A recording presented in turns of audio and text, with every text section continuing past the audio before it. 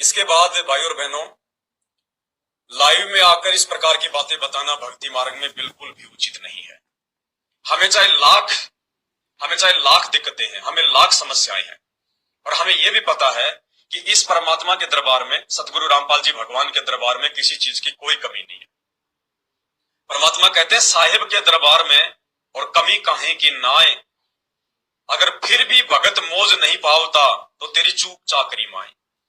अगर सच्चे सतगुरु के शरण में आने के बाद, ये भक्ति मिलने के बाद भी अगर भगत को थोड़ी बहुत परेशानी है, उसको वो लाभ नहीं मिल पा रहा जो लाभ उसको मिलना चाहिए, तो परमात्मा कहते हैं भगत की नियम मर्यादाओं में कमी है, उसके धर्म कर्म में कमी है, उसकी सेवाओं में कमी है, भगवान के दरबार में कोई कमी नहीं है। तो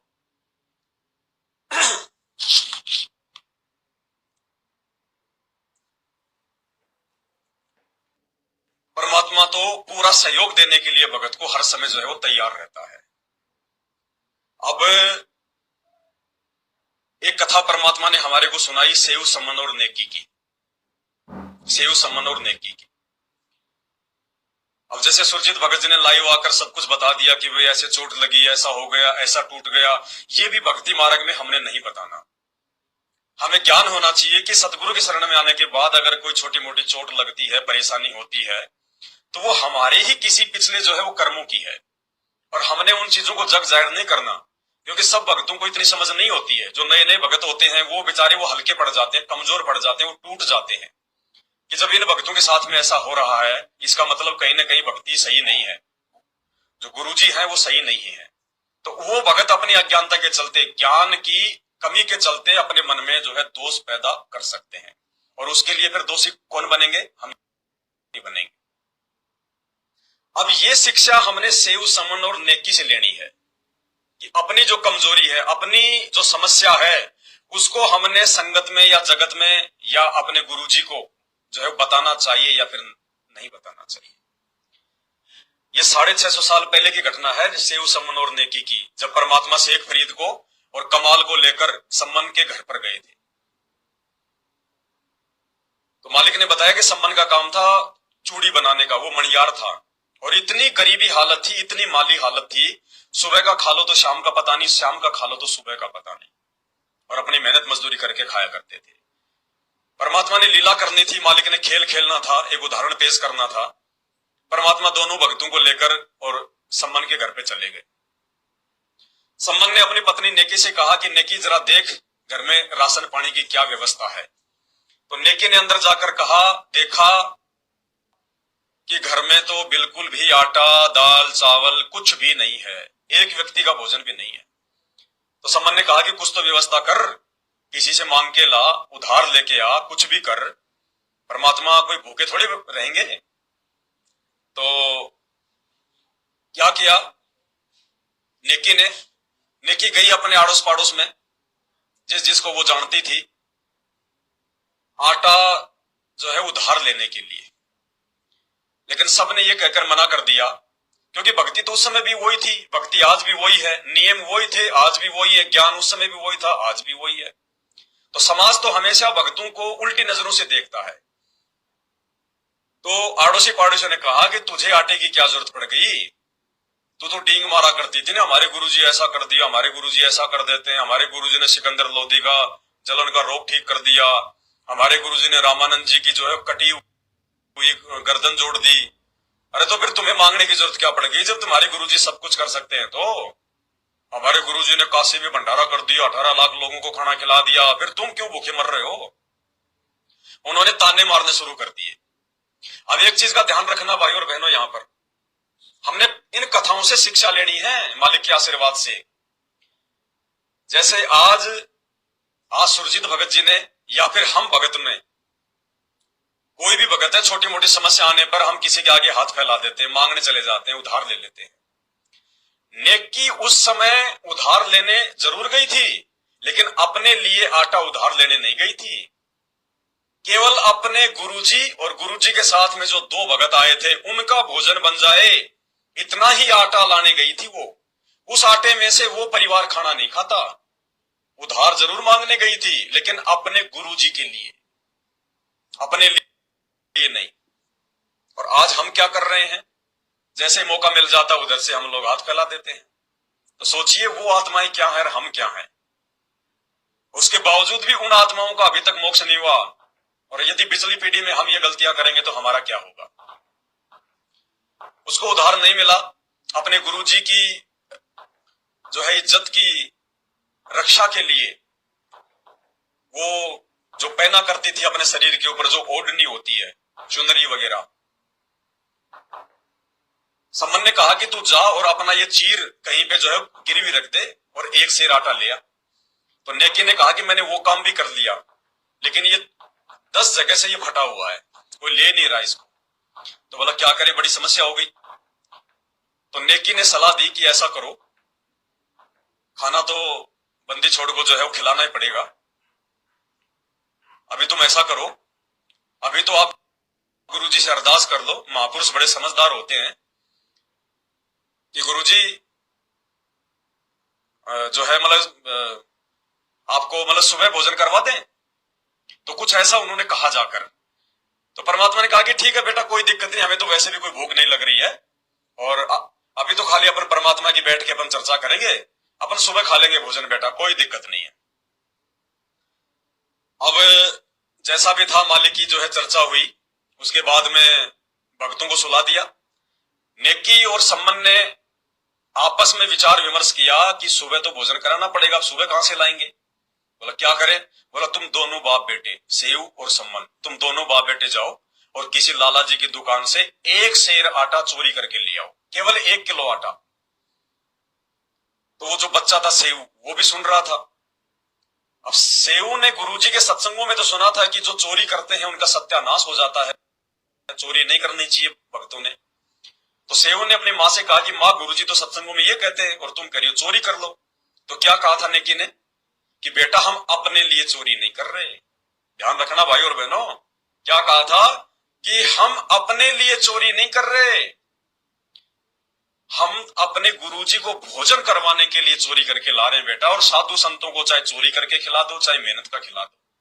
और बेटा आज अगर गुरुजी इस नगर से भूखे चले गए तो ये पूरा का पूरा जो शहर है, पूरा का पूरा जो ये नगर है, ये गांव है बेटा, इसका सत्यानाश हो जाएगा, ये धरती में समा जाएगा। ये साधु संत अगर किसी नगर से भूखे चले जाते हैं तो, अगर कोई असली साधु संत है तो, नकली नहीं। वैसे तो भोजन चाहे नकली हो चाहे असली को, परमात्मा ने कहा कि कहे कबीर पुकार के दो ही बात लग ले, एक साहिब की बंदगी और भूखों को कछु दे। भोजन तो सबको खिलाना चाहिए। तो दोनों बाप बेटे चोरी करने के लिए चले गए, और हम सबको पता है 1 किलो आटा ही वो चोरी करके लाए और लाके उसने दे दिया। सेव जो है वो पकड़ा गया, सेठ ने सेव को बांध लिया उस बच्चे को, और उसने लाके आटा अपने घर पे दे दिया। नेकी ने कहा कि जाके बच्चे की गर्दन काट दे, नहीं तो गुरुजी की बदनामी होगी। अपने गुरुजी की इज्जत के लिए 1 किलो आटा चोरी, और अपने बेटे की सम्मन ने गर्दन काट दी, गर्दन। और सुबह परमात्मा के लिए भोजन बनाया, और उन्होंने केवल 3 थालियों में भोजन डाला, एक परमात्मा और 2 उनके साथ जो भगत आए थे, शेख फरीद और कमाल। अपने लिए नहीं, अपने तन के लिए नहीं, अपने काज के लिए नहीं, ना चोरी करी ना मांगने गए अपने लिए, अपने परमात्मा के लिए। और उसके बाद में भाई और बहनों, हम सबको पता है कि कैसे परमात्मा ने सेव का जो कटा हुआ जो शीश था वो भी जोड़ा, और सबने मिल बैठ के वहां पे जो है वो भोजन किया। तो कहने का मतलब ये भाई और बहनों, हमारे ऊपर तो छोटी सी आज कोई समस्या आ जाती है, जबकि आज हमें यह भी पता कि साक्षात संत रामपाल जी भगवान है, परमात्मा है, और सतगुरु जो चावे सो कर दे, भरम पड़ो मत कोई। और सेव धड़ पर शीश चढ़ाया, पाछे करी रसोई। सतगुरु जो चावे सो कर दे, भरम पड़ो मत कोई, वो राई से पर्वत कर दे, फिर पर्वत से राई। आज हमें इतना भी विश्वास है कि परमात्मा कुछ भी कर सकता है। खुद बंदी छोड़ कबीर परमात्मा जो है संत रामपाल जी के रूप में धरती पे प्रकट है। उसके बावजूद भी हम लाइव आकर अपनी समस्याएं हम लोगों को हम बताते हैं। भले ही सुरजीत भगत जी का मकसद ये नहीं था, भले उनका मकसद जो है वो कुछ और होगा, लेकिन समाज के सभी लोग हमारे मकसदों को नहीं समझ सकते। सभी भगत इतने बुद्धिमान नहीं है जो आपके विचारों को समझ जाएंगे। इसलिए हमने ये गलतियां नहीं करनी आगे से, चाहे पैर कटे, चाहे सिर कटे, चाहे मरे, चाहे जिए, चाहे भूखे रहें। हमने जग जाहिर नहीं करना कि हमारे साथ में क्या हो रहा है। जैसे सेऊ सम्मन ने नहीं किया, उनके बेटे की गर्दन तक कट गई, लेकिन उन्होंने अपने गुरुजी को बताना उचित नहीं समझा। और सुबह जब उन्होंने भोजन लगाया अपने गुरुजी का और भक्तों का, तो नेकी ने सम्मन से कहा कि देख, आंखों में आंसू नहीं आ जाने चाहिए। यानी वो भगतमती अपने भगत को समझा रही है कि देख, आंखों में आंसू नहीं आ जाने चाहिए, अगर गुरुजी को पता चल गया तो गुरुजी भोजन नहीं करेंगे। इतनी दृढ़ता, इतनी हिम्मत। सोचिए, अपने गुरुजी भगवान को, जिसके आगे अपना दुख रोना चाहिए, अपनी समस्या केवल अपने गुरुजी को बतानी चाहिए, उन आत्माओं ने अपने गुरुजी को भी नहीं बताई। फिर सोचिए वो जगत को तो कहां बताते होंगे कि हमारे साथ में क्या हो रहा है। और हम थोड़ी सी समस्या आते ही हम लोग एक दूसरे भगत भाई बहनों के सामने रोना धोना शुरू कर देते हैं। भगत जी ऐसा हो गया, वैसा हो गया, ये समस्या आ गई, ये हो गया। तो हम कितने कमजोर हैं मेरे भाई, हम काहे के भगत हैं। फिर क्या सीखा हमने सतगुरु से? तो ये शिक्षा हमने सेव सम्मन और नेकी से लेनी है। भाई और बहनों, बार बार परमात्मा सत्संगों में कुत्ते का उदाहरण देते हैं और क्या कहते हैं, कुत्ता हूं गुरुदेव का और पवन दास का नाम, और जो राखूं त्यो ही रहूं, जो देवो सो खाऊं। परमात्मा एक कुत्ते का उदाहरण देते हैं। एक भगत को परमात्मा ने कुत्ते के उदाहरण से जोड़ा है। क्यों? क्योंकि उस कुत्ते के अंदर बहुत सारी खूबियां होती है। जब कुत्ते को जब कोई पालता है, उसका मालिक, तो ध्यान रखना, जो पालतू जो कुत्ता होता है, जो उस घर में रहता है, उस कुत्ते को अगर कोई दिन उसका मालिक अगर रोटी के टुकड़े नहीं डालता है, विचार करना, कुत्ते को कुत्ते का मालिक अगर रोटी नहीं खिलाता है या रोटी डालना भूल जाता है, पड़ोस में चाहे शादी का भंडारा क्यों ना हो, वो कुत्ता पड़ोस में जाके भोजन खा के नहीं आएगा। पड़ोसी अगर उसको बुलाएगा कि आजा आजा, त्योल त्योल त्योल त्योल, वो पड़ोसी के घर पे नहीं जाएगा। वो कुत्ता चाहे 2 दिन भूखा रहे, चाहे 3 दिन भूखा रहे, ना वो कुत्ता बाहर कहीं भोजन मांगने जाएगा, ना खाने जाएगा, और ना ही वो कुत्ता अपने मालिक से कोई राग द्वेष करेगा। फिर भी वो कुत्ता अपने मालिक के चरणों को वैसे ही चाटेगा, उसको उतना ही प्यार देगा। वो कोई शिकायत नहीं करता अपने मालिक से कि मालिक मैं भूखा हूं, भाई मुझे रोटी दे दे। नहीं, भले वो मालिक उसको 3 दिन तक भूखा रखे, फिर भी वो कुत्ता उस मालिक को देखते ही उसको प्यार करेगा, उसको चाटेगा, उसके चरणों को चाटेगा। और 3 दिन के बाद भी अगर उसको 1 रोटी भी डाल देगा तो कुत्ता 1 रोटी खा के पूंछ हिलाता हुआ बैठ जाएगा। इसलिए परमात्मा हमेशा हमारे को जो है कुत्ते का उदाहरण देते हैं। और बार बार परमात्मा हमें क्या कहते हैं कि जो राखूं त्यों ही रहूं। कि एक भगत को अपने गुरुदेव भगवान से यह अरदास करनी चाहिए कि परमात्मा आपका ज्ञान समझ में आने के बाद में, बंदी छोड़ आप समझ में आने के बाद में, कहते हैं जो राखूं त्यों ही रहूं और हमरा के चारा। परमात्मा मैं अपना दिमाग नहीं लगाऊंगा, अब आपके शरण में आने के बाद में मैं अपना बिल्कुल भी दिमाग नहीं लगाऊंगा, ना मेरा कोई जोर जो है वो चलने वाला, ना मेरा कोई चारा है, ना मेरी कोई औकात है, ना मेरे कोई बस की बात है। क्योंकि ज्ञान देके परमात्मा भगत को उसकी औकात दिखा देते हैं, जीव की औकात, कि जब ब्रह्मा विष्णु महेश की औकात नहीं है तो तुम्हारी क्या औकात है, तुम कौन से खेत की मुड़ी हो। कि जो राखूं त्यों ही रहूं हमरा के चारा, और खाने जाद खरीद हूं मैं गुलाम तुम्हारा। गुलाम, और गुलाम की परिभाषा परमात्मा ने बताई कि जो गुलाम होता है, पहले जो लोग खरीदा करते थे दास और गुलाम, तो वो गुलाम अपने मालिक के आश्रित होता था। मालिक जितना काम लेता था गुलाम मना नहीं करता था। मालिक जो रूखे सूखे टुकड़े उस दास को, उस गुलाम को डाल देता था, वो शिकायत नहीं करता था कि इसमें मीठा कम है या फिर रोटी के साथ में सब्जी नहीं है।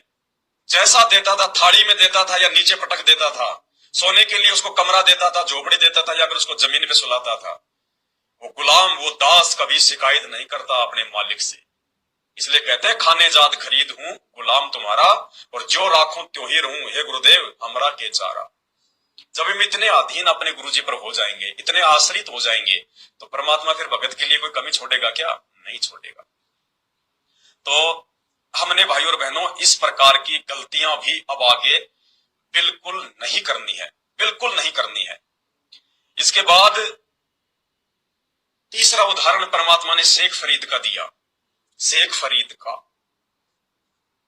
फरीद अपने गुरुजी के लिए हुक्का भरने गया और हम सबको पता है वो माई उस समय आग जला रही थी, बारिश का मौसम था, गीली लकड़ियां थी और वो आग में फूंक मार रही थी, आंखों में धुआं जा रहा था, परेशान हो रही थी, आंसू आ रहे थे, आग नहीं जल रही थी। इतने में शेख फरीद गया वहां पे लेके हुक्का, बोले माई आंच दे दे, आंच दे दे, क्योंकि उसका जो गुरु था वो अज्ञानी था, नालायक था, हुक्का पिया करता था और हुक्के में अगर थोड़ी सी भी कोई देरी कर देता था तो उसको मारता था वो लकड़ियों से। तो शेख फरीद को कोई मतलब मार खाने की कोई चिंता नहीं थी कि भाई अगर मैं टाइम पे नहीं गया तो गुरुजी मुझे मारेंगे या पीटेंगे, नहीं। उसको चिंता इस बात की थी कि कहीं लेट हो गया और मेरे गुरुजी नाराज हो गए तो मेरी भक्ति बर्बाद हो जाएगी, मेरे गुरुजी मुझसे नाराज हो जाएंगे। उसको उसको पिटने की कोई जो है टेंशन नहीं थी। तो माई दुखी थी, माई ने कहा कि आग क्या यूं दी जाती है, अपनी आंख फुड़वाई जाती है, तू भी आंख फुड़वा ले। माई के कहने का मतलब था मैंने तो फूंक मार मार के मेरी आंख फोड़ दी, धुआं घुस गया, तू भी थोड़ी सी इसमें फूंक मार ले, तू भी अपनी आंख फुड़वा ले। लेकिन शेख फरीद बेचारा भगत था, उसको इस बात का मालूम नहीं था। उसने सोचा कि माई ये कह रही है कि तू तेरी आंख फोड़ देना तब मैं तेरे को आंच दूंगी। उसी समय वहां पे जो भी लोहे की जो भी सामान था या अपना हाथ था, उसने अपनी आंख निकाल के अपने गुरुजी के लिए और उस माई को दे दी, उसके मटके के ढक्कन में डाल के कि ले माई आंख और दे दे माई मेरे को आंच फटाफट, नहीं तो मेरे गुरुजी नाराज हो जाएंगे। और माई घबरा गई, माई के समझ में नहीं आया कुछ भी, वो डर गई कि भाई इसका गुरु जो है वो सिद्धि वाला है, अब कल मेरे को इसका गुरुजी जो है वो शराब देगा और मेरी बात बिगड़ गई। अब माई ने तो फटाफट उसको आंच डाल दी और शेख फरीद ने अपना टोवेल वगैरह आंख पे बांध के और दौड़ लगा दी वहां से, पास में था गांव से। इतने में गुरुजी का आ गया संदेशा, अरे शेख फरीद कहां मर गया। शेख फरीद बोला आ गया गुरुजी, आ गया गुरुजी, आ गया गुरुजी। तुरंत गया गुरुजी के पास, अरे इतनी देर क्यों लगा दी गुरुजी। गुरुजी आश्रम में जो है किसी ने आंच को जो है वो बुझा दिया था, और बुझाया किसने, उसके गुरु भाइयों ने। ये शेख फरीद जो है ये गुरुजी का बहुत लाडला है, आज अगर इसका काम बिगड़ जाएगा तो गुरुजी से नाराज हो जाएंगे। ये राग द्वेष सब में भरा होता है पूरा। तो गुरुजी ने हुक्का लिया और कहा कि बेटा ये तेरी आंख के क्या हो गया। अब ध्यान देना, ये कथाएं गुरुजी ने हमें मनोरंजन के लिए नहीं सुनाई है, टाइम पास करने के लिए नहीं सुनाई है। भगवान के मुख से निकला हुआ एक भी शब्द जो है अनायास नहीं होता, हर एक शब्द का बहुत गहरा अर्थ होता है। तो कहने का कितना गहरा अर्थ होगा। बोला बेटा तेरी आंख के क्या हो गया शेख फरीद। बोले गुरुजी आपके रहते से क्या हो सकता है परमात्मा, दया गुरुजी आपकी, दया गुरुजी आपकी। हे गुरुदेव आपके रहते से क्या हो सकता है आपके दास को। यानी हम अपने गुरुजी को तो छोड़ो, हम तो अपना दुखड़ा, अपनी समस्या, अपनी जो परेशानी है छोटी मोटी, जिनको पर परेशानियां भी नहीं कह सकते, क्योंकि परेशानी तो भगवान आने नहीं दे रहा हमारे को। परेशानी होती आपको कैंसर हो जाए, आपको एड्स हो जाए, आपके दोनों पैर कट जाए, और भयंकर ऐसी आपत्ति आ जाए कि आपकी भक्ति ना बने, उसको कहते हैं दिक्कत, परेशानी। ये सर्दी जुकाम हो गई, उंगली टूट गई, हाथ टूट गया, पैर टूट गया, खांसी जुकाम हो गई, नौकरी नहीं मिल पा रही या नौकरी छूट गई, अरे ये परेशानियां थोड़ी है, ये तो छोटे मोटे संघर्ष हैं जो करवाकर परमात्मा हमारे को जो है मजबूत बनाना चाहते हैं। हम इनको समस्या मान बैठे। बोले गुरुजी आपके रहते से क्या हो सकता आपके दास को। परमात्मा कुछ नहीं, ये तो ऐसे ही परमात्मा। अपने गुरुजी से भी शेख फरीद ने अपने दुखों की परीक्षा नहीं की। और यही बात सतगुरु रामपाल जी भगवान ने हमें सत्संगों में समझाई कि अपने गुरुजी से अगर कुछ मांगो, भगवान से अगर कुछ मांगो तो एक ही चीज मांगना कि भक्ति दान मोहि दीजिए देवन के देवा हो, और जन्म पाया भूलू नहीं करहूं पद सेवा हो। केवल भक्ति दान मांगना चाहिए अपने गुरुजी से कि हे गुरुदेव भक्ति दो परमात्मा, आशीर्वाद दो परमात्मा, भक्ति के लिए मुझे समय मिले। परमात्मा आपने जो मर्यादा दी है मेरी मर्यादा ना टूट जाए, बंदी छोड़ मुझे ऐसा आशीर्वाद दो। हे मालिक आपकी भक्ति पे लगकर मैं हर प्रकार से मैं संघर्ष कर सकूं, मुझे ऐसा आशीर्वाद दो परमात्मा। मैं किसी की बातों में ना आऊं परमात्मा, मैं लोक लाज मान बढ़ाई किसी भी चीज के चक्कर में ना पड़ूं, इज्जत या बेइज्जती के चक्कर में। ये मांगना सिखाया सतगुरु रामपाल जी भगवान ने। और हम लोग नंबरों पे फोन कर करके भगत जी मेरे अरदास लगा दो, भगत जी मेरी अरदास लगा दो गुरुजी के पास जेल में, या आपस में भगत भाई बहनों के पास में।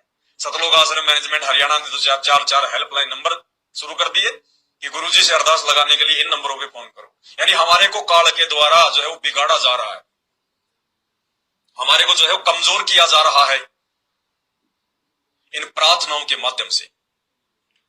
तो शेख फरीद ने तो अपने गुरुजी से भी प्रार्थना नहीं करी, और जो व्यक्ति अपने गुरुजी को अपनी समस्या नहीं बता रहा, सोचो अपने गुरु भाई बहनों को कहां बताएगा, अपने घर वालों को कहां बताएगा, जगत को कहां बताएगा, नहीं बताएगा। और जैसे ही सुबह वो माई आई आश्रम में, वो आंख लेके आई। अब माई ने सोचा कि उसने तो अपने गुरुजी को बता दिया होगा और गुरुजी नाराज हो रहे होंगे, मेरे को श्राप देंगे। वो रोने लग गई कि महाराज मेरे से गलती हो गई, ये महाराज मेरे से गलती हो गई, मैंने आपके चेले को ऐसे ऐसे बोल दिया। अब वो बोले भाई तू क्या बोल रही है बुढ़िया, क्या हो गया, बात क्या है, पहले वो बता। तो बुढ़िया ने सारी बात बता दी। तब गुरुजी को ध्यान में आया, तेरे की रात को ये बात थी। तब उसने अपने आंख पे कपड़ा बांध रखा था, आवाज लगाई ना शेख फरीद, हाँ गुरुजी, हाँ गुरुजी, चरणों में पड़ गया, हाँ गुरुजी। अरे ये खोल, ये आंख खोल, ये पट्टी खोल। अब गुरुजी की आज्ञा का तो पालन करना ही है। शेख फरीद ने आंख खोली तो लहू लुहान। सोचिए भाई और बहनों, विचार करने की जरूरत है, विचार करने की जरूरत है। कोई उंगली पे चोट नहीं लगी थी, कोई सर में चोट नहीं लगी थी जो आदमी सहन कर ले। इस शरीर का सबसे कोमल अंग आंख, और वो भी पूरी आंख उसने बाहर निकाल दी। सोचिए आंख के साथ में कितनी नसें, कितनी वेंस वगैरह जुड़ी होती है। कितना दर्द उस आत्मा ने 10-12 घंटे पूरी रात, कितना दर्द उसने सहन करा होगा, नींद नहीं आई होगी उसकी। लेकिन उसने ना अपने गुरु भाइयों को महसूस होने दिया, ना गुरुजी को। अगर उसके गुरु भाइयों को महसूस हो जाता तो वो अपने गुरुजी को जाके जो है सारी बात बता देते। लेकिन सुबह तक किसी को इस बात का मालूम नहीं पड़ा जब तक वो बुढ़िया नहीं आई। इसका मतलब शेख फरीद ने अपने गुरु भाइयों से भी नहीं कहा कि मुझे दर्द हो रहा है, मेरे कुछ लगा दो, मेरे कुछ पट्टी कर दो, मेरे को किसी डॉक्टर से जाके दिखा लाओ। नहीं, किस पे आश्रित रहा? अपने गुरुजी पर। और वो गुरु भी नकली। और मालिक ने कहा वो सिद्धि वाला था, उसके पिछले जन्म की सिद्धियां थी। उसने शेख फरीद की आंख पे अपना हाथ लगाया तो कहते हैं उसी क्षण वो आंख ठीक हो गई, थोड़ी सी छोटी रह गई, लेकिन एज इट इज आंख लग गई, ना दर्द, ना परेशानी, ना कुछ। तो ये कथा हमें गुरुजी ने क्यों सिखाई?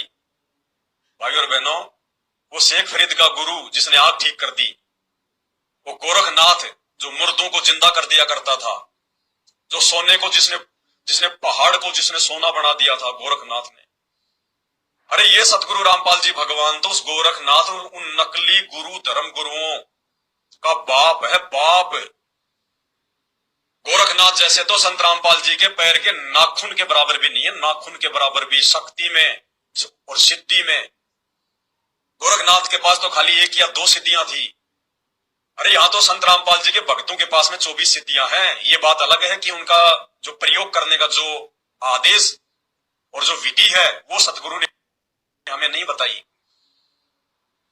और परमात्मा ने कहा कि सतगुरु के पास तो अनंत कोटि सिद्धियां हैं, अनंत कोटि सिद्धियां। ये तो सिद्धियों का स्वामी है। सारी सिद्धियां संत रामपाल जी भगवान की दासी हैं। परमात्मा क्या नहीं कर सकता? परमात्मा तो दुख आने नहीं दे। लेकिन भाई और बहनों, हमारे बुद्धि, विवेक, धैर्य, इन सब की परीक्षा चल रही है। परीक्षा आगे से आगे परमात्मा अगर सारा देता चला गया तो हमारी भक्ति में रुचि नहीं बनेगी, हमारे भाव नहीं बनेगी, हमारी जो है वो श्रद्धा नहीं बनेगा इस भक्ति में। फिर हम केवल छोटी मोटी समस्या आते ही हम गुरु जी के आगे जाके हम जो है वो रोने लग जाएंगे। हम भक्ति क्या करेंगे फिर? हमें तो परमात्मा चाहता है कि इनको ज्ञान हो, और जो मैंने इनको भक्ति दी है, जो मंत्र, जो आरती, जो सत्संग, जो सुमरण दिया है, ये उसका प्रयोग करें, भक्ति करें, विश्वास करें। फिर परमात्मा धीरे धीरे इनको सर्व सुख देगा, कोई समस्या ही नहीं आने देगा इनके ऊपर परमात्मा। और हम थोड़ी मोड़ी समस्या आ जाती है तो हम अपने भगत भाई बहनों के पास में हम लोग रोना शुरू कर देते हैं कि भाई ये हो रहा है, ये परेशानी है। अब देखो काल ऐसे तो ठगता है। अब जो सुरजीत भगत जी हैं, उन्होंने परमात्मा के विधान को तोड़ा, उन्होंने गुरुदेव के सत्संग रूपी विधान को तोड़ा। क्योंकि ये सत्संग आपने सुने सारे, शेख फरीद के नेकी सेऊ सम्मन के, उन्होंने अपनी समस्या अपने गुरुजी को भी नहीं बताई। और सुरजीत भगत जी ने आकर लाइव में सारी बात बता दी तो परमात्मा का विधान टूट गया। अब जैसे विधान टूटा तो काल का दाव लग गया। काल का दाव लगते ही उधर से बहन का फोन आ गया, उनके घर में माया आने लग गई, वो पैसा आने लग गया। पैसा आने लगा तो उनके मन में वो लालच पैदा हो गया, लोभ पैदा हो गया। बुद्धि ने काम करना बिल्कुल जो है वो बंद कर दिया। सत्सेवक होने के बाद भी, सत्सेवक होने के बावजूद भी बुद्धि ने बिल्कुल काम करना बंद कर दिया। क्योंकि परमात्मा कहते हैं सावधानी हटी और दुर्घटना घटी। जो कनेक्शन होता है ऑटोमेटिक वो कट जाता है। फिर वो स्थिति हो जाएगी जो मैनेजमेंट वालों की हो रही है, जो इन जगत वालों की है। तो परमात्मा का जरा सा सत्संग रूपी विधान टूटते ही देखो काल ने कैसा दाव लगा दिया। अगर सुरजीत भगत जी उस बहन को मना कर देते या वो वीडियो नहीं डालते तो ये समस्या ही पैदा नहीं होती। अरे ना बजेगा, कौन सी वो कहावत है कि ना रहेगा बांस और ना बजेगी बांसुरी। अगर ये मर्यादा नहीं टूटती तो उस बहन को क्या कोई मतलब सपना थोड़ी आता कि ऐसे ऐसे हमारे भाई के साथ में ये हो गया, उनको ऐसे उनकी जरूरत है, उनके ऊपर 1.5 लाख रुपए का जो है वो कर्जा है। तो मर्यादा टूटने से बच जाता, परमात्मा को नाराज करने से बच जाता, और सहयोग करने वाली जो आत्माएं थी उनके भी जो है वो कर्म फूटने जो है बच जाते। लेकिन इसमें सबके कर्म नहीं फूटे, ध्यान रखना। देखो सत्संगों का सार निकालना हमने। कर्म फूटे, मर्यादा टूटी पंजाब वाली बहन की, क्योंकि परमात्मा ने कहा कि मदद करना ठीक है, एक दूसरे भगत भाइयों की मदद करना ठीक है मुसीबत में, लेकिन मदद करने से पहले ये देख लेना चाहिए कि उसकी जो जरूरत है वो जायज है या नहीं है। उसको जितनी जरूरत है उसको है कितनी जरूरत है। जरूरत है 5,000 रुपए की, आप दे रहे हो उसको 2 लाख रुपए, तो आप दोषी बनोगे जब उस पैसे का दुरुपयोग होगा। और सबसे पहले परमात्मा ने बताया कि नगद मदद करने से पहले अगर कोई आदमी भूखा है तो उसको भोजन देकर मदद करो, भोजन के लिए पैसे मत दो, वरना भोजन तो खाएगा वो आधे रुपए का, और आधे रुपए का और अटरम सटरम खाएगा, जिसमें तुम दोषी बनोगे। कोई बीमार है तो डायरेक्ट उसको मेडिकल पे जाके उसको दवाई दिलवा दो, वो भी उस समय जब वो तुमसे कहे। हमने दातार नहीं बनना, हमने दयावान नहीं बनना, राजा जनक जैसी हमने गलती नहीं करनी कि काल हमारे बने बनाई भक्ति को ठग ले। परमात्मा कहते हैं दया बिना दरवेश कसाई, कि जिसके मन में दया नहीं वो कसाई है। लेकिन वो दया भी भगत ने नहीं दिखानी चाहिए जिससे भगत की भक्ति नष्ट हो जाए। हर पहलू पे सोच समझ के चलना चाहिए हमने। तो बहन को ये देखना चाहिए था पहले अच्छे से कि सुरजीत भगत जी की जो जरूरत है वो कितनी है, उसका खर्चा क्या है, उसके परिवार में मेंबर कितने हैं, कब तक उसको मदद की जो है वो जरूरत पड़ेगी। उसने विचार करना चाहिए था उस बहन ने, जरूरत के हिसाब से उसने मदद करनी चाहिए थी। फिर अपनी तरफ से मदद करने से पहले उसको यह भी पता था कि मुझे अकेले को नहीं पता, मेरे जैसे तो हजारों भाइयों को उसके बारे में पता है, हो सकता है मेरे से पहले किसी और ने उसकी मदद की हो, तो फिर मुझे मदद करने की जरूरत क्या है। तो बहन को पूछना चाहिए था कि भगत जी क्या आपकी कुछ मदद हुई, क्या कुछ भाई बहनों ने आपकी कोई मदद की। अगर वो बोल देते कि हाँ बहन जी 2-4 भक्तों ने मेरी मदद की है और जो है बल्कि 10-15-20 हजार रुपए की मेरी मदद हो चुकी है, तो बहन ने 1 रुपए की भी मदद नहीं करनी चाहिए थी, अपने हाथ वापस खींच लेने चाहिए थे कि ठीक है भैया ज्यादा तो हमने जोड़ के भी क्या करना है, फालतू के हमारे खर्चे है नहीं, और महीने 1.5 महीने में आपकी भक्ति ठीक हो ही जाएगी। उस समय तक का आपके पास में परमात्मा ने बंदोबस्त जो है करवाई दिया, तुरंत बहन अपनी भक्ति करती। लेकिन बिना सोचे समझे जो करे पाछे सो पछताए, काम बिगाड़े आपना और जग में हो तसाए, उल्टा काम करवाता ये काल। अरे हम सत्संगी हैं, असली सत्संगी संत रामपाल जी के भगत हैं। जगत वाले भी सोच विचार के काम करते हैं, सोच विचार के। तो हमने कितनी सावधानी रखनी होगी, लेकिन बहन ने जरा सा भी विचार नहीं किया। इस मामले में, इस मदद वाले मामले में सुरजीत भगत जी की बहन और उसका जीजा जी बहुत होशियार निकले। हमने ऐसे मदद करनी है। सुरजीत भगत जी की बहन उसका जीजा जी वहीं पे बंगाल में रहते हैं, उसके पास में रहते हैं। जैसे उनको इस बात का पता चला, उन्होंने नगद पैसे नहीं दिए। भले उनको परमात्मा का विधान का मालूम था या नहीं था मुझे नहीं पता, कि उन्होंने परमात्मा के सत्संगों को आधार बना के उनको नगद पैसे नहीं दिए, या उनके पास में जो है नगद पैसे थे नहीं, या क्या है। वो दोनों आए और उन्होंने, क्योंकि वो दोनों भी परमात्मा के बच्चे हैं, उन्होंने नाम लिया हुआ है, उपदेशी है, साथ संगति से जुड़े हुए। सुरजीत भगत जी की बहन और उसके जीजा जी दोनों आए, उसके घर पे राशन डलवा दिया 10-15-20 दिन का। मुझे नहीं पता, वो कह रहे थे कि वो डाल के गए हैं, तो 10-15-20 दिन का तो डाल के गए होंगे। मैंने भी उनसे बात करी थी, मैंने कहा भगत जी 1,000-1,500-2,000 रुपए का तो डलवाया होगा। बोले हाँ। इस मामले में वो सही निकले, उनकी मर्यादा टूटने से बच गई, वो मूर्खता के श्रेणी में आने से वो बच गए। उन्होंने नगद मदद नहीं करी। भैया बताओ क्या जरूरत है, क्या चाहिए तुम्हें, साबुन चाहिए, लो साबुन ला देंगे, राशन पानी चाहिए, ये लो राशन पानी, क्या चाहिए, कोई इलाज करवाना है, चलो हॉस्पिटल में, हम साथ चलते हैं, हम करवाएंगे इलाज। नगद मदद नहीं करनी बिल्कुल भी, क्योंकि पैसा कर्म तुड़वाता है, मर्यादा तुड़वाएगा। चाहे भगत हो चाहे जगत हो, तुड़वाता है तुड़वाता है, गलतियां करवाएगा करवाएगा। तो बहन उनकी जो है इस मामले में समझदार निकली। दूसरे समझदारी में हमारे जो तापस भगत जी हैं वो भी जो है मतलब समझदार निकले, वो भी समझदार ही निकले। तापस भगत जी भी वहीं से हैं, बंगाल से। वो भी वहां गए, उन्होंने भी 2-3 हजार रुपए की उनकी मदद की, लेकिन वो नगद पैसे दिए उन्होंने। चलो कोई बात नहीं, भगत भाई हैं, इतना विश्वास तो हम जो है वो कर सकते हैं। लेकिन तापस भगत जी ने उनके मोबाइल पे नहीं डाले, उनके खाते में नहीं डाले, खाली मोबाइल पे बात कर लिए डाल दिए, नहीं, वो खुद वहां गए, मालिक के ज्ञान आधार को उन्होंने अपनाया, खुद वहां गए, और उनको कितनी जरूरत है। तापस भगत जी हर महीने 5-7 हजार रुपए दास को सेवा में भेजते रहते हैं, लेकिन वहां उन्होंने मात्र 2-2.5 हजार की मदद की। क्यों? क्योंकि उनको उतनी ही आवश्यकता थी। वो उनको जानते थे, उनको पहचानते थे कि क्या उनका काम है, क्या उनका खर्चा है। तापस भगत जी ने वहां पे जो अमल की दया धर्म नहीं दिखाया आवश्यकता से ज्यादा, वो दातार नहीं बने, उन्होंने उतनी मदद की जितनी उनको आवश्यकता महसूस हुई। और बाकी जो भगत थे 2 या 3 और बताए उन्होंने कि उन्होंने भी मेरी मदद की। अब मुझे नहीं पता उन भक्तों ने कितनी मदद की, क्या की। अगर वो भगत वहां जाके अगर उन्होंने मदद की है तो वही समझदारी है, वरना ये भी परमात्मा के ज्ञान के विरुद्ध ही उन्होंने काम किया है। परमात्मा से माफी मांगनी चाहिए, क्षमा याचना मांगनी चाहिए, नाक रगड़ के। ये छोटी गलती नहीं है, गलती छोटी से ही जो है बड़ी बनती है। ये छोटी छोटी गलतियां काल पकड़ेगा और यही गलतियां हमसे त्रिकुटी पे करवाएगा। तो इस मामले में सुरजीत भगत जी की जो बहन थी वो समझदार निकली। अब देखिए, सुरजीत भगत जी अक्सर वीडियो डालते रहते हैं और कहते हैं कि भाई जब हम परमात्मा को भोग लगाते हैं तो मेरे बच्चों को परमात्मा साक्षात दिखाई देते हैं, साक्षात परमात्मा जो है वो प्रकट होते हैं, भोजन करते हैं, कोई चीज की जरूरत होती है मांगते हैं। बहुत बार ऐसा हुआ है उनके साथ।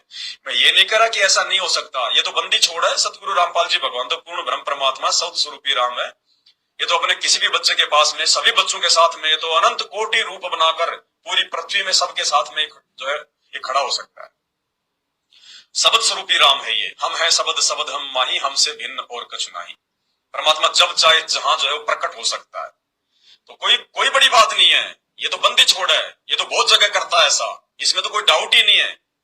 लेकिन मैं जो बताना चाह रहा हूं उसको ध्यान से सुनिए।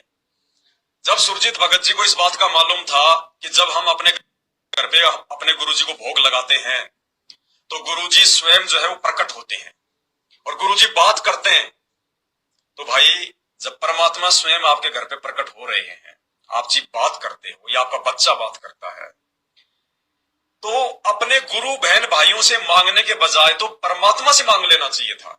अगर आपको जरूरत भी थी किसी चीज की, अपने वो कर्जा उतारने की या अपने घर में राशन पानी की, तो आपके पास तो बहुत अच्छा ऑप्शन था। सबसे पहले हम अपने भगवान के भिखारी बने, हम जगत के भिखारी क्यों बने, हम भक्तों के भिखारी क्यों बने? जब परमात्मा ने कह दिया कि भाई गुरु समान दाता नहीं और भिखारी शिष्य समान, 3 लोक की संपदा सो गुरु दी निदान। और जिस गुरु ने 3 लोक से बढ़कर संपत्ति, ये नाम दे दिया हमें, एक सतनाम के सुमरण के बराबर तीनों लोक भी नहीं है, स्वर्ग पृथ्वी पाताल। तो ऐसा भगवान क्या खाने के लिए रोटी के टुकड़े नहीं देगा? क्या हम उसकी नजरों में नहीं है? जब भगवान खुद आपके घर पे आ रहा है तो क्या भगवान आपको देगा नहीं? जब आप भगवान को दे रहे हो, मालिक कहते हैं देते को हरि देत है जहां तहां से आण, और अण देवा मांगत प्रियो, फिर साहिब सुने ना कान। जब आप भगवान को रोज भोग लगा रहे हो तो भगवान आपको देगा नहीं क्या? अगर आपने मांगना ही था तो अपने गुरु बहन से पहले आपने अपने गुरुजी से मांगना चाहिए था, अपने परमात्मा से मांगना चाहिए था। अगर आपको गुरुजी नहीं दिखाई देते हैं साक्षात, आपके बेटे को दिखाई देते हैं, आपकी भक्तमती को दिखाई देते हैं, तो आपने उनको बोलना चाहिए था कि आज जब परमात्मा दिखाई दे तो परमात्मा से अरदास करना कि परमात्मा राशन पानी की थोड़ी सी जो है वो दया करना। हम मांग सकते हैं, हमारा बाप है, लाख बार मांगेंगे, उन्हीं से मांगेंगे, हम उन्हीं के भिखारी बनेंगे। लेकिन अपने गुरुजी से तो मांगने में हमारे को क्या आ रही है? शर्म। अपने गुरुजी से मांगने में तो शर्म आई और भगत भाई बहनों से मांगने में कोई शर्म नहीं आई। बताओ, ये समझदारी नहीं है, ज्ञान आधार। ये भी हमारी कमजोरी है भाई और बहनों। ये सभी भाई बहनों को संदेशा है, सभी भाई बहनों को, सभी भाई बहनों को। ये काल हमसे आगे ऐसी गलतियां करवाएगा, भुखमरी के समय, अकाल के समय। हमें परमात्मा आज ये संदेशा इस दास के माध्यम से जो आप भाई बहनों तक जो भिजवा रहे हैं, ये आने वाले समय के लिए हम भगत भाई बहनों के लिए सावधान होने की जरूरत है। उस विनाशकारी समय में, अकाल के समय में ये गलतियां हम ना करें जो गलतियां काल ने आज इनसे करवाई है। नहीं तो ना घर के रहेंगे, ना घाट के रहेंगे।